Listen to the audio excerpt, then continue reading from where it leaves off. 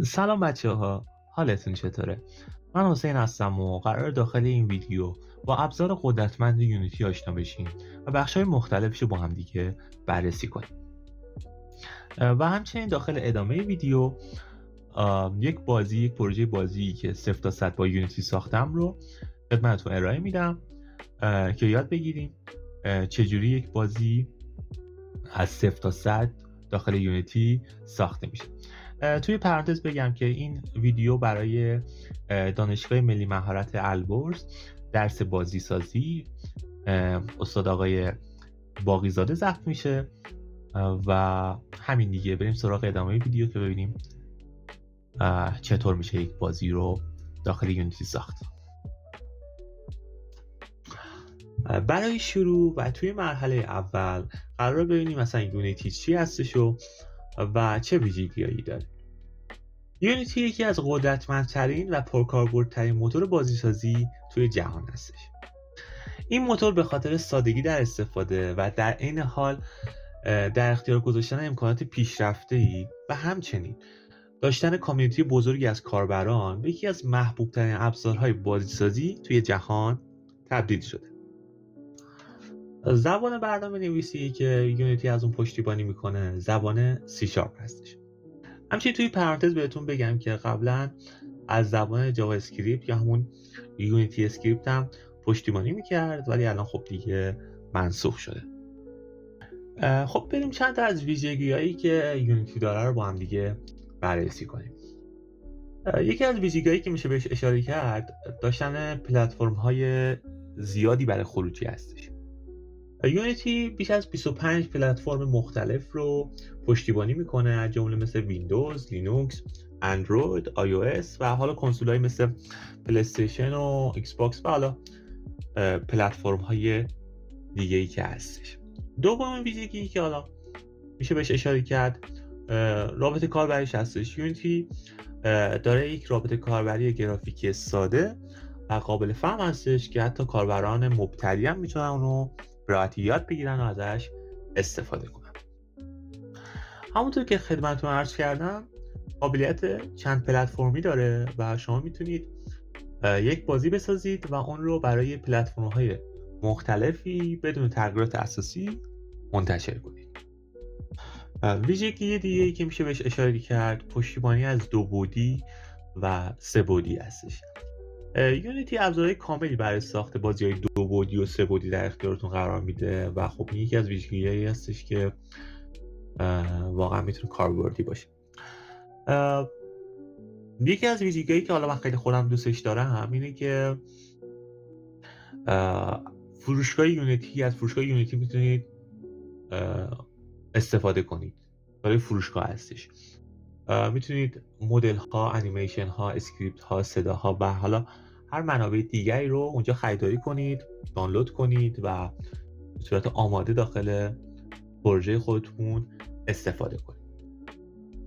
ویژگی دیگه ای که هستش اینه که رایگانه، البته نسخه پرسونالش رایگان هستش و امکانات اصلی رو در اختیارتون قرار میده. ولی اگه به ویژگی‌های پیشرفته تری و حرفه‌ای تری نیاز دارید میتونید نسخه پرو یا پلاسش رو تهیه کنید.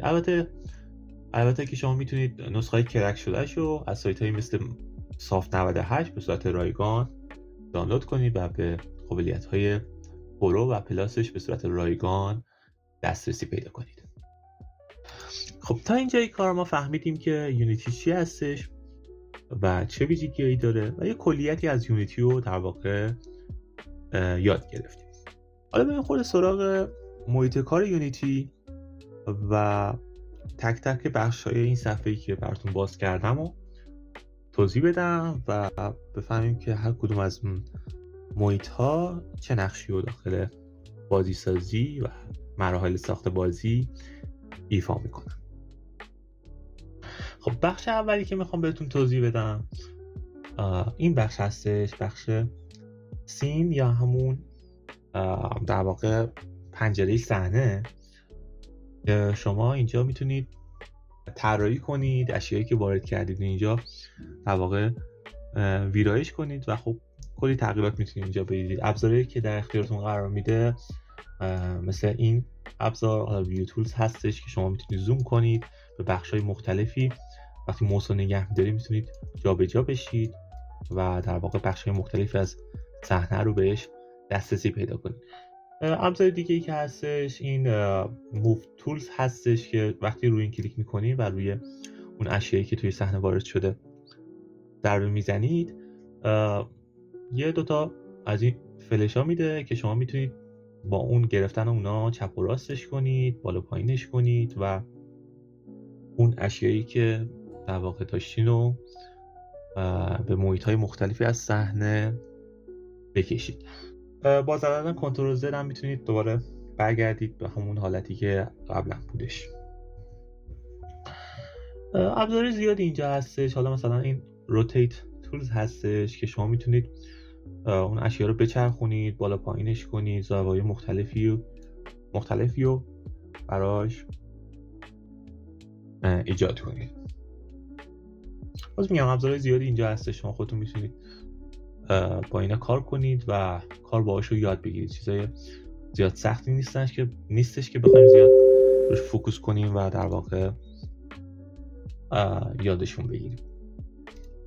خب بخش سین رو کاملا بهتون توضیح دادم. فهمیدیم اینجا که اگه حالا اشیای اینجا داشته باشیم، اوبجکت اینجا داشته باشیم، میتونیم با این ابزارها در واقع کار جالبی باشون انجام بدیم و جابجاش کنیم، نمیدونم کوچیک بزرگش کنیم، ویرایشش کنیم و حالا کارهای دیگه‌ای که میشه با این بخش انجام داد. مورد دیگه‌ای که داخل این بخش هستش بخش گیم هستش. روش کلیک میکنم، وارد این قسمت میشیم. این قسمت در واقع یک پیشنمایشی هستش که پلیرهای بازی خواهند دید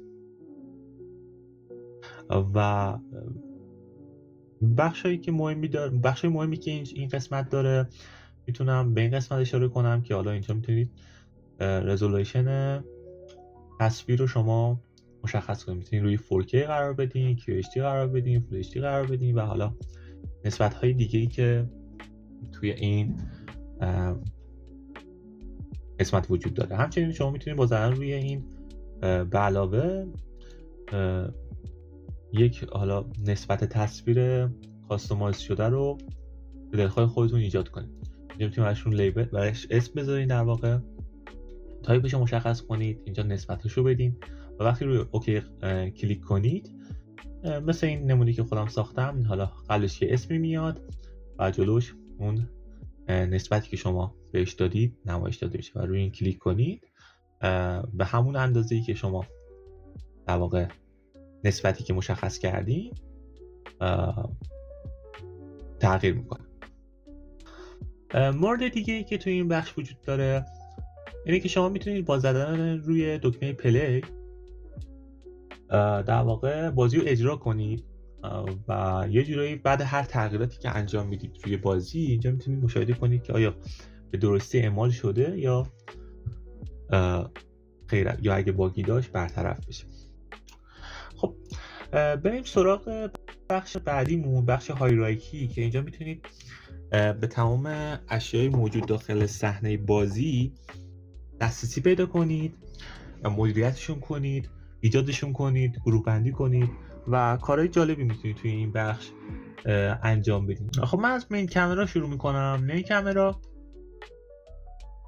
یکی از بخشای مهمیه این صفحه که این باکس سفید رنگی که دور در واقع پرنده میبینید میشه صحنه‌ای که دوربین پوشش میده و خود دوربین هم که میبینید اینجا هستش، عکسش اینجا هستش وسط پرنده و این باکسیه که در واقع صحنه‌ای که دوربین پوشش میده که اینجا میتونید مشاهده کنید. و اگه من الان بیام دوربین رو، صحنه رو از پرنده خارج کنم یا پرنده رو از صحنه خارج کنم، فرقی نمیکنه، میبینید که اینجا دیگه چیزی نمایش داده نمیشه. حالا من دوربین رو میگیرم میارمش به این سمت، میبینید دیگه چیزی اینجا نمایش داده نمیشه. چرا؟ چون پرنده ای ما توی صحنه‌ای که دوربین پوشش میده نیستش و به این صورت وقتی من برمیگردونم میبینیم پایین قسمت مین کامرا، قسمت صورتی رنگ، که پرنده برمیگرده به سر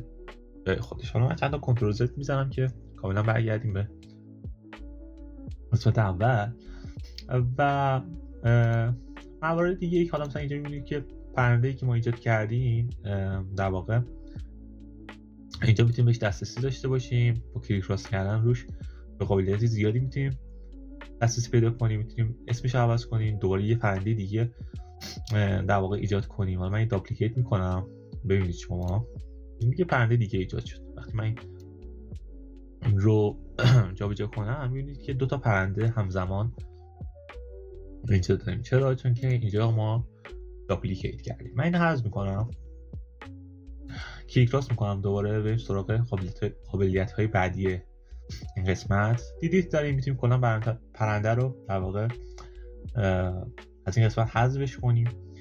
میتونیم آبجکت های 2 بعدی بهش اضافه کنیم، آبجکت های 3 بعدی بهش اضافه کنیم. توی قسمت UI میتونیم حالا ایمیج و عکس یا تکست بهش اضافه کنیم و حالا قابلیت زیادی داره این بخش. میرم همونجوری رد میشم به خاطر اینکه خیلی زیادن و همشون نمیشه توضیح داد. سعی میکنم چیزایی که مهم هستن رو بهتون یاد بدم و با هم دیگه یاد بگیریم. درباره مرتب سازی که گفتم، اینجا شما میتونید بالا پایین کنید این آبجکت ها رو، یا حالا گروه بندی که بخوام بهتون مثال بزنم. حالا بذار من نحوه ایجاد آبجکت ها رو بهتون آموزش بدم. همونطور که گفتم که راست کلیک میکنید. حالا مثلا من میخوام 2 بعدی ایجاد کنم، روی آبجکت 2 بعدی کلیک میکنید، قسمت این قسمت سرکل همون دایره رو انتخاب میکنید و میبینید اینجا یک دایره بر ما ایجاد شد. و حالا من میخوام یکی دیگه هم ایجاد کنم، میام روش داپلیکیت میگیرم. در واقع 2 تا ما دایره داریم. گروه بندی هم میخوام بهتون توضیح بدم به این شکلی که اگه از قبل 2 تا آبجکت دارید و میخواید با هم دیگه گروه بندیش کنید، میتونید این دایره دوم رو بگیرید یا فرق نمیکنه، دایره اول رو بگیرید، درگ کنید توی اون یکی دایره که میبینید اینجا با هم دیگه یک گروه تشکیل شد. و الان من بخوام بالا پایینش کنم یا چپ و راستش کنم، میبینید که با هم دیگه جابجا میشه. مورد بعدی این که اگه از قبل وجود نداشته، حالا اون آبجکت دومیه، میتونید راست کلیک کنید روی همین آبجکت و اینجا بیاین و همین قسمت مثلا یه دایره دیگه انتخاب میکنم و دقیقاً اینجا میاد زیر مجموعه همون دایره میشه. فقط با توجه داشته باشید که اگه میخواید زیر مجموعه همون آبجکت بشه، باید رو خود همون آبجکت راست کلیک کنید و روی حالا چیزی که میخواید اضافه کنید رو اونجا بهش اضافه کنید. اینم از این بخش. من اینا رو حذف میکنم چون دیگه بهشون احتیاج نداریم. با کلیک راست کردن و زدن دیلیت اینجا حذف میشن، یا حالا روی کیبوردتون هم میتونید دکمه دیلیت رو بزنید. خب بخش بعدی که میخوام بهتون آموزش بدم بخش اینسپکتور هستش. دقیقا این بخش و همونطور که میبینید خالی هستش. اول باید روی اشیا کلیک کنید. حالا من روی پرنده کلیک میکنم، میبینید که اینجا یه سری قابلیت ها برای ما باز شد و میتونیم اینجا در واقع خصوصیات اون اشیا رو ما تغییر بدیم و ویرایش کنیم. با عنوان مثال ما اینجا میتونیم اسم اشیا رو عوض کنیم، از پرنده تغییرش بدیم. اینجا میتونیم تگ براش انتخاب کنیم، لایر میتونیم براش انتخاب کنیم. توی قسمت ترانسفورم میتونیم پوزیشنش رو تغییر بدیم، روتیشنش رو تغییر بدیم، اسکیلش رو تغییر بدیم و کارهای جالبی میشه اینجا انجام داد. میتونیم اینجا توی قسمت پایین قسمت اد کامپوننت وقتی روش کلیک کنیم میتونیم یه سری قابلیت های دیگه روی اشیامون ایجاد کنیم و در واقع دسترسی ویرایش بیشتری داشته باشیم. اینجا میبینید که کلی مورد هستش که میتونیم حالا افکت بدیم، صدا بدیم روش و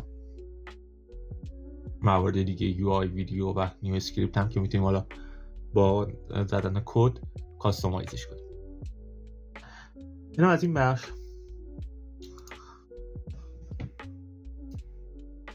خب بریم سراغ این بخش پایین. این بالا رو همه رو بهتون توضیح دادم. بریم حالا این قسمت رو ببینیم کلا داستانش چیه و خب چه ویژگی‌هایی داره. قسمت پروژکت قسمتی که شما میتونید به تمامی فایل‌های پروژه دسترسی پیدا کنید و میتونید دسته‌بندی کنید. اینجا میتونید در واقع جستجو داشته باشید و سریعتر به اون فایل مد نظرتون در واقع دسترسی پیدا کنید. یه قسمت دیگه داره اینجا به نام کنسول که شما میتونید اینجا خطاها رو ببینید، هشدارها رو ببینید، لاگ های مربوط به بازی رو ببینید. حالا اگه خطایی داشته، اگه هشداری داشته، اینجا میتونید ببینید و اون رو برطرف کنید و در واقع ابزار مهمی برای دیباگ کردن و شناسایی مشکلات در کد هایی که روی بازی اعمال میشه هستش. خب بخش بعدی که میخوام بهتون توضیح بدم بخش در واقع منابع یا همون assets ما هستش. اینجا تمام منابعی که وارد بازی شده، وارد پروژه شده بهتون نمایش داده میشه. مثل من که حالا این پرنده رو به این بازی اضافه کردم یا مثلا این موانعی که پرنده ازش عبور میکنه رو از جایی دانلود کردم و به بازی اضافه کردم. میدونید شما حالا منابع یا حالا انیمیشن ها، مدل ها و حالا هر چی که هستش رو از جایی دانلود میکنید، درگ کنید و توی این قسمت بکشید و رها کنید که به بازی اضافه بشه. اسکریپت ها رو میتونید مشاهده کنید و تمام مواردی که حالا میگم وارد بازی شده رو میتونید اینجا مشاهده کنید. قابلیت دیگه‌ای که در اختیارمون قرار میده با کلیک راست کردن روی این قسمت و توی وقتی وارد کریت بشیم اینجا میتونیم حالا اسکریپت سی شارپ بهش اضافه کنیم. توی قسمت متریال میتونیم رنگ بهش بدیم و حالا در واقع دیزاینش کنیم، متریال بهش بدیم.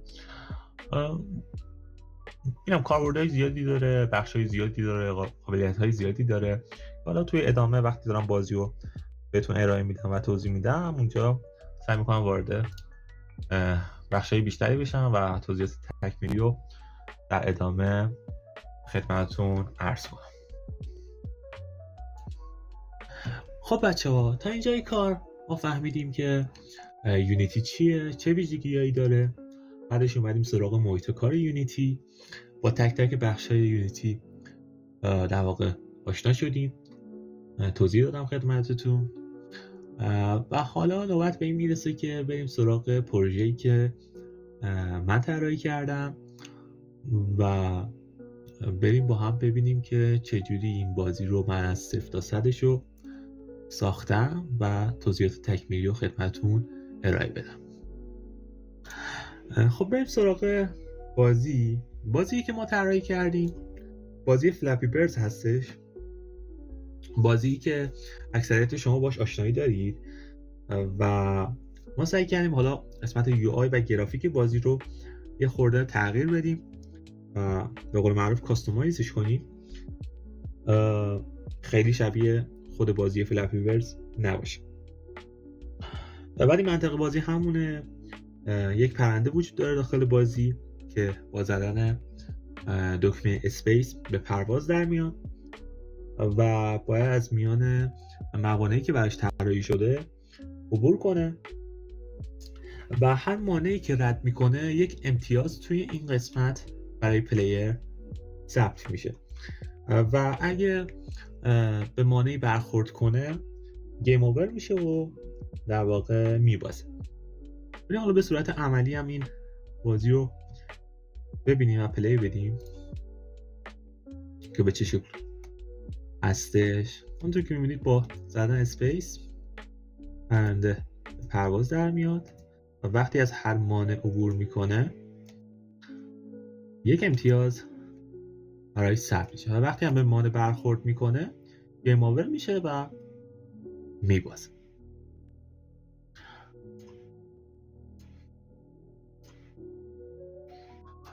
خب بریم سراغ بازی و بهتون توضیح بدم که از 0 تا 100 رو ما چجوری ساختیم و مرحله و مرحلهش با هم دیگه پیش بریم.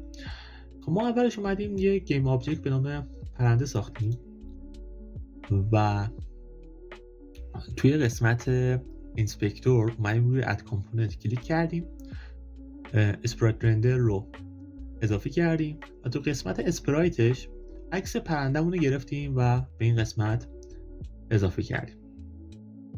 بعدش اومدیم داخل مین کامرا، به خاطر اینکه ابعاد پرنده‌مون بیش از حد بزرگ بود اومدیم سایز کامرا رو بیشتر کردیم که به یک نسبت معقولی برسیم. به این صورت هر چقدر بیشتر بشه پرنده کوچکتر میشه و هر چقدر کمتر بشه پرنده بزرگتر میشه. من یه کنترل زد میزنم حالت قبلی برگرده و دوباره بعدش اومدیم تو قسمت بردز و دوباره توی اد کامپوننت زدیم و ریجید بادی 2D رو بهش اضافه کردیم که از قوانین گرانش زمین همون جاذبه اینا استفاده کنیم. بعدش اومدیم سرکل کولیدر 2D رو بهش اضافه کردیم توی اد کامپوننت، این که یه کامپوننت فیزیکی هستش که برخورد دایره‌ای اشیا رو در واقع شبیه سازی میکنه. و بعدش اومدیم یه برد اسکریپت نوشتیم که وظیفه کنترل پرنده ما رو داشته باشه. و خب حالا وارد خود اسکریپت برد میشیم این صورت. خب حالا وارد اسکریپت شدیم توی برنامه VS Code. یه توضیح بخوام راجع به اینجا بهتون بدم، یه قسمت void start داریم، یه قسمت void update. هر کدی که توی void start قرار بگیره، تو استارت قرار بگیره، فقط یک بار اون تو زمان شروع بازی اجرا میشه و تموم. ولی توی قسمت آپدیت هر کدی که اینجا قرار بگیره چندین بار در حین اجرای بازی تکرار میشه و فرقشون تو اینه. خب ما اولش اومدیم توی این قسمت یک متغیر عمومی به نام مای ریجید بادی ایجاد کردیم از نوع ریجید بادی 2D تا بتونیم به اجزای فیزیکی پرنده دسترسی پیدا کنیم. و بعدش برگشتیم داخل خود یونیتی و میبینید که توی این قسمت مای ریجید بادی اضافه شد و ریجید بادی رو در واقع درگ کردیم و انداختیم توی در واقع مای ریجید بادی که ساخته بودیم.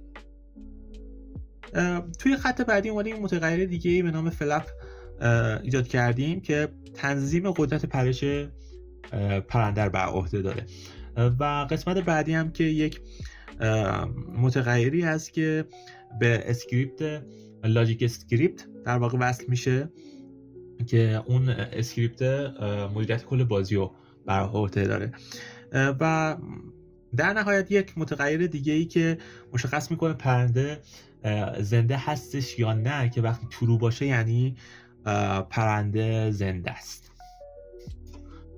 توی قسمت void start اومدیم این خط کد رو قرار دادیم که دنبال تگ لاجیک میگرده که به اسکریپت لاجیک اسکریپت در واقع وصل میشه و ما اومدیم داخل خود یونیتی برای لاجیک منیجر تگ لاجیک داریم. برمیگردیم به خود VS Code، وارد قسمت void update میشیم که اومدیم اینجا که این خط رو قرار دادیم و گفتیم که وقتی پرنده در واقع پرش میکنه به سمت بالا پرش کنه، بالا باید بره و شدت پرشش هم از در واقع متغیر فلپ میگیره و اومدیم حالا یه شرطی هم براش گذاشتیم، گفتیم که اگه کاربر دکمه اسپیس رو فشار داد و اگه پرنده زنده بود در واقع پرنده باید بپره. و در نهایت توی قسمت private void اومدیم چیکار کردیم؟ گفتیم که اگه پرنده با مانع برخورد کرد در واقع بازی تمام بشه. اینجا هم گفتیم که این متد زمانی اجرا بشه که پرنده با مانع برخورد کنه. و در کل بخوام بهتون بگم که این اسکریپت کاری انجام میده که پرنده رو مدیریت کنه. وقتی که دکمه اسپیس زده بشه پرنده به سمت بالا پرش کنه و وقتی پرنده هم با چیزی برخورد میکنه در واقع بازی تموم بشه. خب برمیگردیم به خود یونیتی. خب پرنده رو کاملا توضیح دادیم. بعدش ما اومدیم یه در واقع مانع ها رو طراحی کردیم، پایپ رو طراحی کردیم و تو این قسمت یک تایپ پایپ گذاشتیم و یه دونه باتوم پایپ گذاشتیم که بالا پایین در واقع پرنده قرار میگیره. یه میدل هم براش مشخص کردیم که وقتی پرنده از این میدل عبور میکنه یک امتیاز برای پلیر ثبت بشه. و اومدیم حالا یه اسکریپت ایجاد کردیم. گفتیم که این پایپ موو اسکریپت رو در واقع ایجاد کردیم. من اینو باز میکنم، کدش هم بهتون نشون بدم. VS Code. خب وارد VS Code شدیم. اومدیم اینجا دوتا متغیر تعریف کردیم. یه متغیر موو اسپید که برای تنظیم سرعت حرکت لوله ها استفاده میشه و در اینجا سرعتش رو مساوی با 5 قرار دادیم، یعنی لوله ها با سرعت 5 واحد در هر ثانیه حرکت میکنن. توی بخش بعدی، توی متغیر بعدی اومدیم متغیر دد زون رو قرار دادیم برای تعیین نقطه هستش که لوله باید از صفحه خارج و حذف بشه. وقتی که لوله به مختصات منفی 45 میرسه، 45 یا کمتر میرسه، دیگه نباید توی بازی در واقع دیده بشه. وارد قسمت وود آپدیت میشیم و این خط کد میگه که موقعیت لوله به سمت چپ حرکت کنه.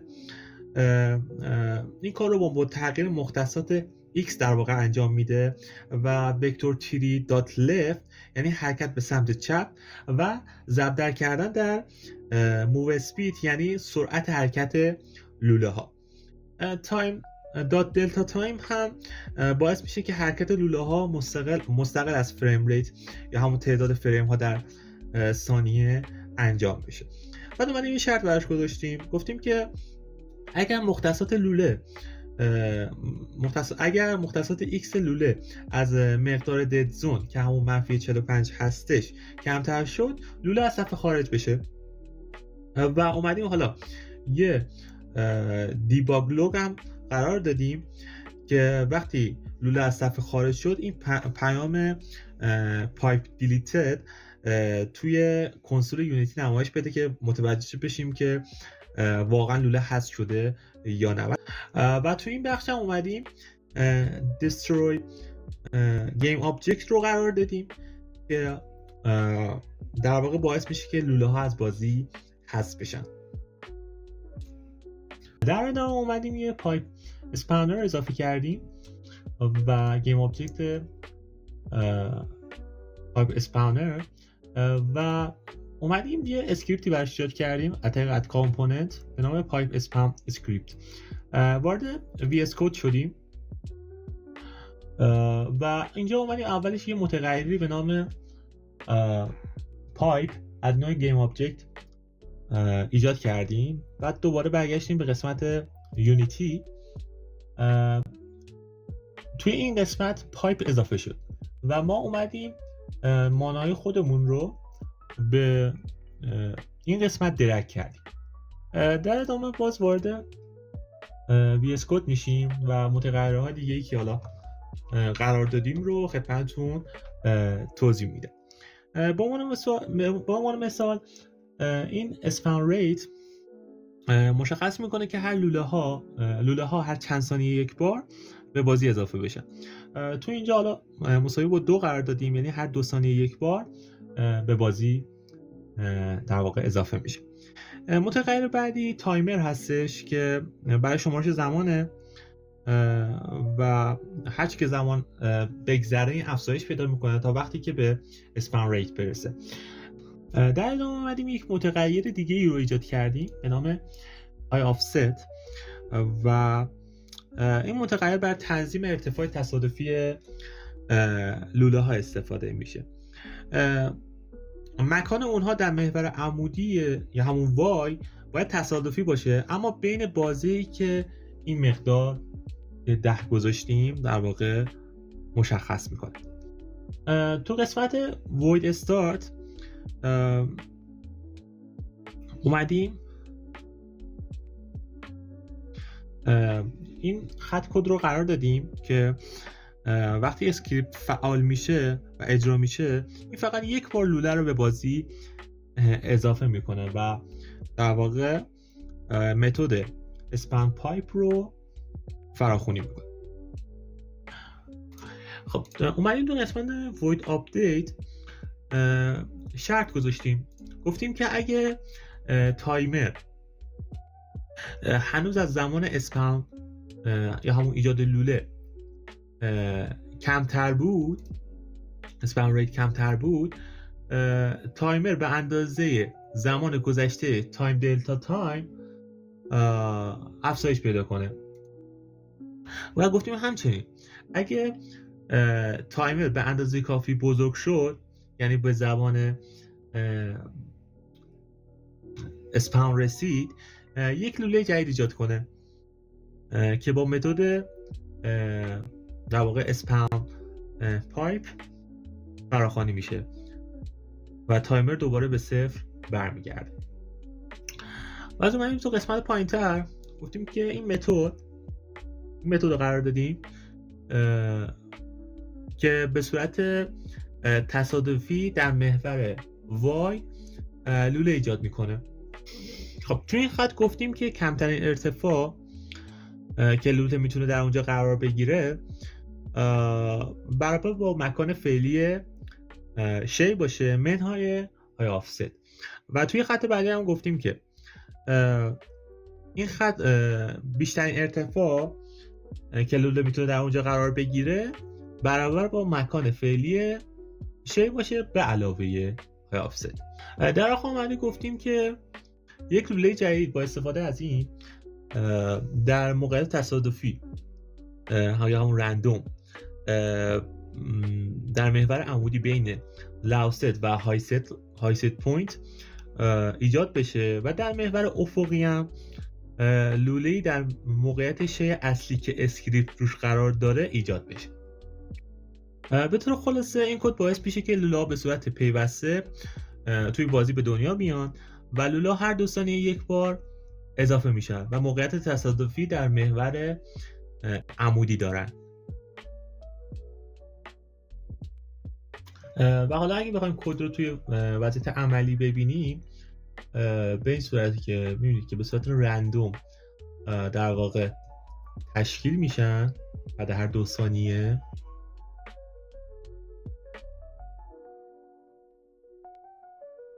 اینجا و اینجا میبینید که دیلیت میشه. بعد وقتی که از به مختصات منفی 45 میرسه در واقع اون لوله ها دیلیت میشن و بازی حذف میشن.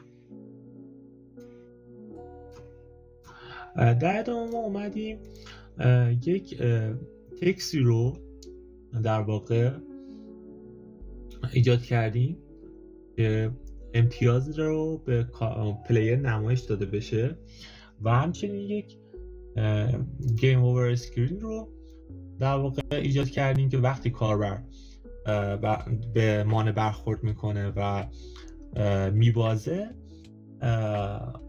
اون صفحه بهش نشون داده بشه. در ادامه اومدیم یک گیم آبجکت دیگه‌ای به نام لاجیک منیجر ساختیم و وارد حالا اسکریپتش میشیم.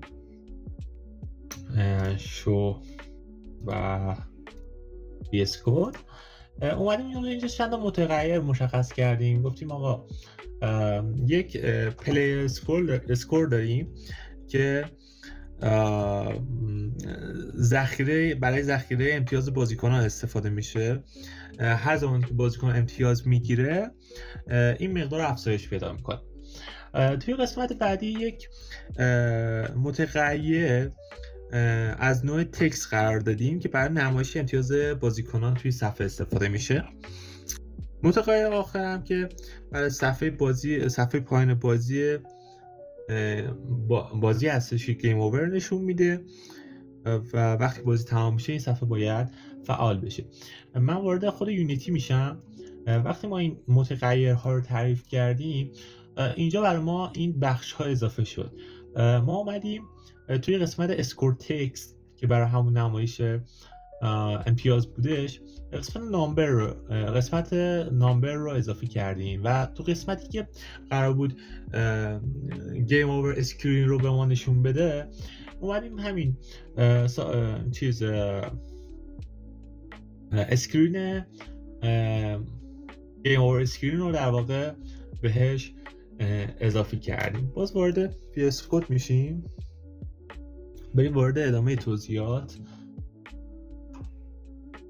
توی قسمت بعد وارد پابلیک وید میشیم و برای افزایش امتیاز ما از این متد استفاده کردیم. وقتی که بازیکن مثلا از یک مانع عبور میکنه این متد امتیاز رو به اون در واقع اضافه میکنه و امتیاز جدید رو به در واقع اسکور تکست میده که روی صفحه در واقع نمایشش بده. اومدیم ریستارت گیم توی پابلیک وید ریستارت گیم این متد رو ایجاد کردیم برای راه اندازی مجدد بازی استفاده میشه. وقتی بازی تموم شد مثلا بازیکن با یه مانعی برخورد کرد و گیم اوور شد این متد صفحه بازی ریست میشه و با این متد صفحه بازی ریست میشه و در واقع از اول شروع میکنه. توی پابلیک وید گیم اوور هم زمانی که بازی تموم بشه صفحه لقه همون گیم اوور اسکرین رو نشون میده که به معنای پایان بازیه. خلاصه این حالا کدایی که نوشته شده اینه که وقتی بازیکن به یه هدفی میرسه، وقتی مانع عبور میکنه یه امتیازی به کاربر داده میشه و با استفاده از اسکور تکست توی صفحه نمایش داده میشه. وقتی هم بازی تمام میشه یه صفحه به نام گیم اوور اسکرین به کاربر نمایش داده میشه که حالا میتونه با زدن روی شروع مجدد بازی دوباره بازی رو از اول در واقع شروع کنه. باز وارد خود یونیتی میشیم. بذار من بهتون نمایش داده بشه اینجا. ببینید وقتی پرنده از مانع عبور میکنه یک امتیازی بهش داده میشه و وقتی که گیم اوور میشه صفحه گیم اوور اسکرین بهش نمایش داده میشه.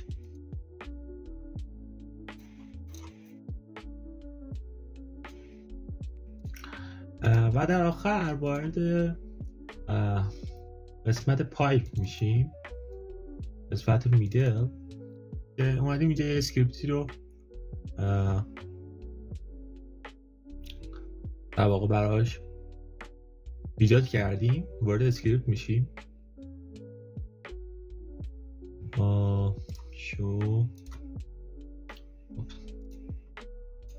خب وارد VS Code شدیم.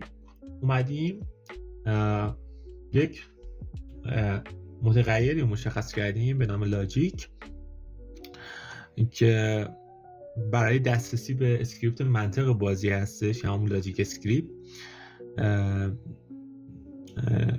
در واقع که همون حالا براتون توضیح دادم مربوط به امتیاز و پایان بازی بود.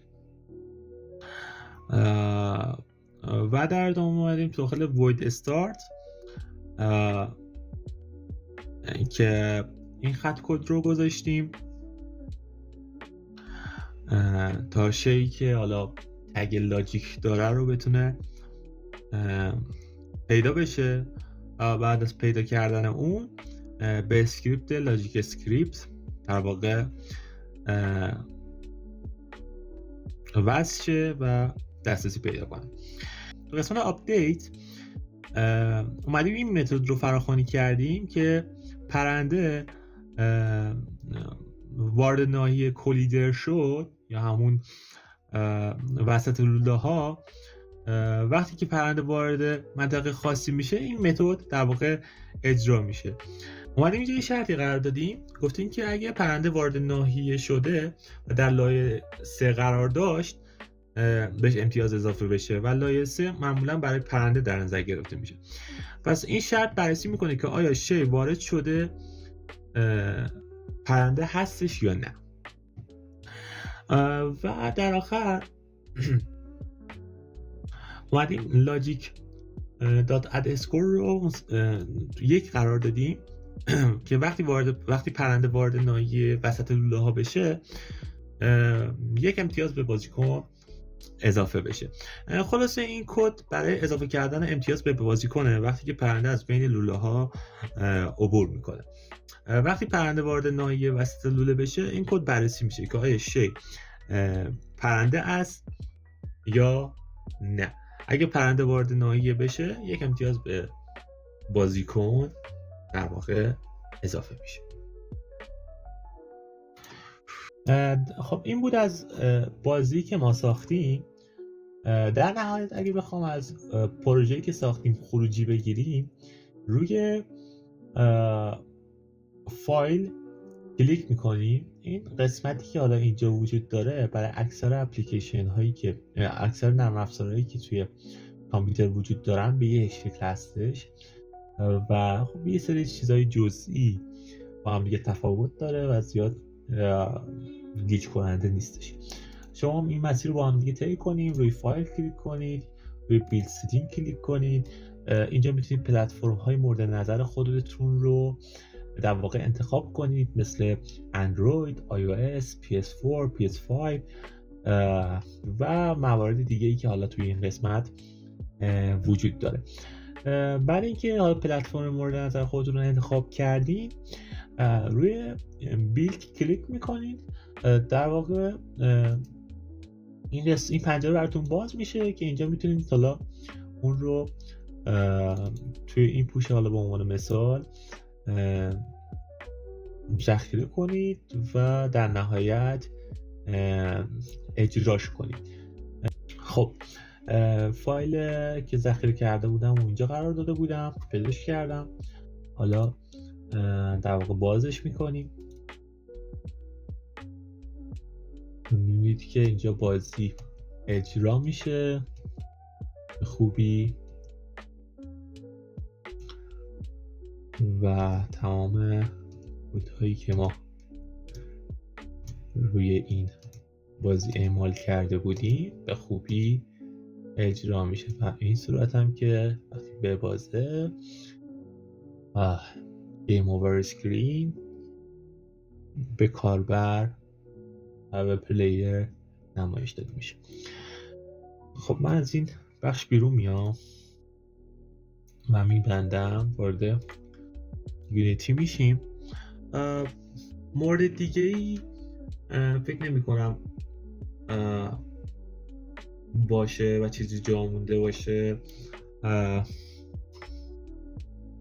در نهایت خیلی ممنون که تا آخر این ویدیو همراه من بودی و این ویدیو رو تا آخر تماشا کردی. اگه از این ویدیو خوشت اومد لایک و کامنت یادت نره و تا ویدیوی دیگه خدا نگهدار.